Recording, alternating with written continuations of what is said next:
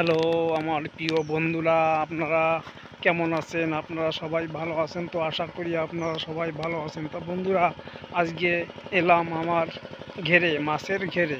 এই ঘেরের পাড় দিয়ে আমি হেঁটে যাচ্ছি। দেখুন এইখানে আমি টমেটো গাছ লাগিয়েছি। দেখুন যে টমেটো গাছের বয়স 1.5 মাস, অর্থাৎ 45 দিন। দেখুন কত বড় বড় হয়ে গেছে। টমেটো গাছে ফুলও চলে এসছে।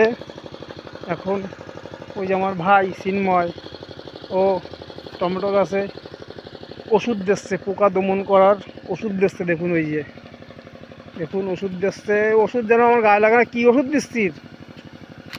পোকা মরবে তো ঠিক মতন? না আমারে মানুষ মরবে।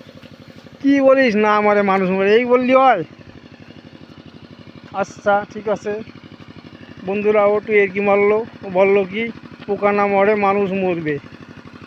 বন্ধুরা, আমার ওই যে ঘের, এই ঘেরের ভিতরে এখন সেচে ফেলতেছি। ঘের শেষে ওইখানে ধানের বীজ ফেলবো। মানে ধানের যে ধানটা লাগাতে হয় তার আগে ওই ধানের বীজটা ফেললে 1 মাস পরে ওই বীজটা উঠোতে হয়, উঠে ফিরে মানে জমিতে আর কি রুইয়ে দিতে হয়, সারিবদ্ধ করে রুইয়ে দিতে হয়। বন্ধুরা ওই যে মেশিন ধরেছি, মেশিন চালিয়েছি, আমার 3 ইঞ্চি মেশিন ছায়না, ওই মেশিন চলছে এখানে। আর দেখুন এই যে টমেটো গাছের সাইডই আবার এই কপি লাগিয়েছি, কপির চারা, এই যে দেখতে পাচ্ছেন বন্ধুরা। তা আমার বন্ধুরা, আমার এই ভিডিও আজকে এই পর্যন্ত।